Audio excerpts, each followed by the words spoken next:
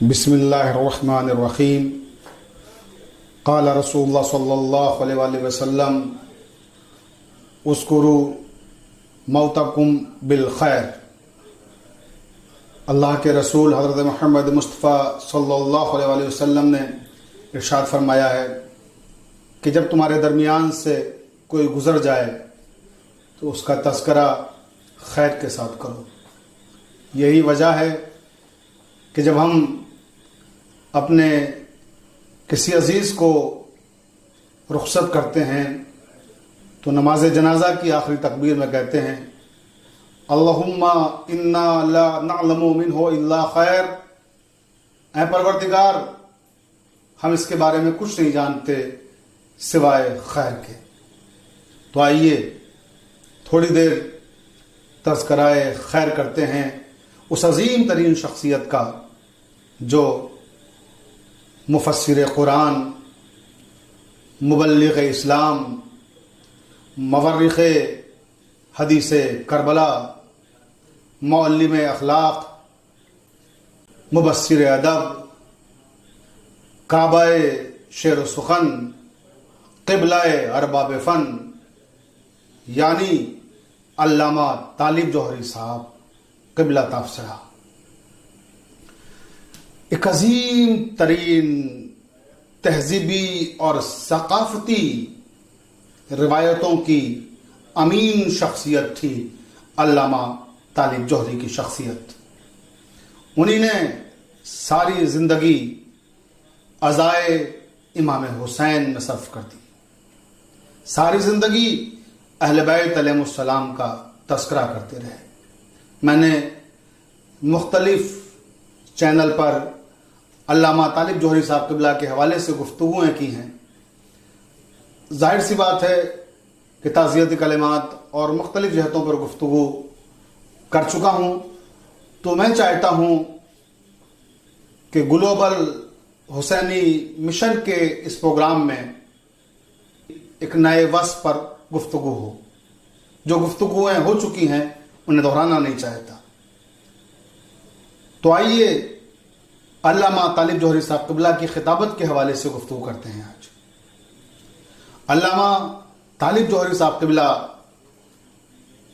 عشرہ محرم میں پہلی مجلس کو جب خطاب کرتے تھے تو پہلی مجلس ہمیشہ عزاداری کی اہمیت پہ خطاب کرتے تھے۔ پہلی مجلس میں وہ ہمیشہ موضوع کوئی بھی ہو، ان کا سبجیکٹ کوئی بھی ہو، لیکن آپ کوئی بھی مجلس ان کی اٹھا کر دیکھ لیجئے، عزاداری کی تہذیب، عزاداری کی اہمیت از روئے قرآن، عزاداری کی اہمیت از روئے احادیث، اور عزاداری کا عقلی جواز، یہی وہ موضوعات ہوا کرتے تھے کہ جن کو وہ ہمیشہ اپنے عشرے کی پہلی مجلس میں ڈسکس کرتے تھے۔ وہ کہتے تھے کہ عزاداری ہمارا تشخص ہے، عزاداری ہماری پہچان ہے، عزاداری ہمارا ایمان ہے، اور عزاداری ہی وہ شے ہے کہ جس کی وجہ سے ہم زندہ ہیں۔ اور اس موقع پر ایک بڑا تاریخی جملہ وہ صرف کرتے تھے، کہتے تھے کہ زمانہ کاش حسین ابن علی کے ان عزاداروں کو سمجھ سکتا کہ یہ شرافت انسانی کے نقطۂ کمال پر ہیں۔ یہ عزادار احسان فراموش نہیں ہوتے، احسان شناس ہوتے ہیں۔ اور یہ کہنے کے بعد علامہ طالب جوہری صاحب قبلہ کہا کرتے تھے کہ ہم اس قوم، اس قبیلے کے لوگ ہیں کہ انسانوں کی بات تو چھوڑ دیجئے، اگر جانوروں نے بھی ہمارے ساتھ کوئی حسن سلوک کیا ہے تو ہم اسے فراموش نہیں کرتے۔ اور وہ مثال دیتے تھے ذوالجناح کی کہ انسانوں کی بات چھوڑ دیجئے، اگر جانور نے بھی ہمارے ساتھ حسن سلوک کیا ہے تو ہم نے اسے بھی آج تک فراموش نہیں کیا ہے۔ اور ہمارے محرم کے جلوسوں کا حصہ ہے وہ ذوالجناح جس نے امام حسین کے ساتھ کربلا کے میدان میں اپنی وفاداری کے ذریعے جانوروں کی حساسیت اور وفاداری کی ایک نئی تاریخ تحریر کی۔ کہتے تھے علامہ طالب جوہری صاحب قبلہ کہ ذوالجناح کے دو بہت بڑے احسان ہیں ہم پر۔ پہلا احسان ذوالجناح کا یہ ہے کہ جب امام حسین زخمی ہو گئے،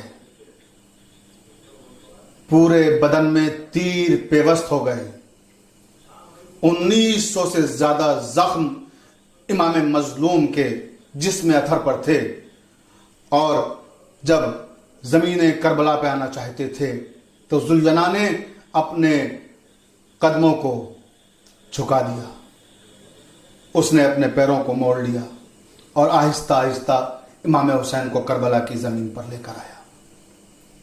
یہ وہ عظیم احسان ہے ذوالجناح کا جسے ہم بھول نہیں سکتے کبھی بھی۔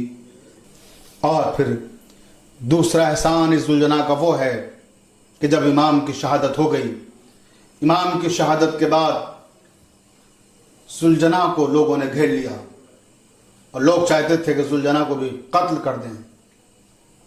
ذوالجناح پہ حملہ آور ہونے لگے تو عمر سعد کی آواز گونجی، کہا کہ ہیں لوگوں یہ ظلم کیا کر رہے ہو تم؟ یہ وہ ذوالجناح ہے جو نبی کریم حضرت محمد مصطفیٰ صلی اللہ علیہ وآلہ وسلم جس پہ سوار ہوا کرتے تھے۔ تو فوجیں ٹھہر گئیں، لیکن آپ دیکھیں کیا مسلمان تھے وہ کہ رسول کی سواری کے گھوڑے کا احترام کر رہے ہیں، اور جو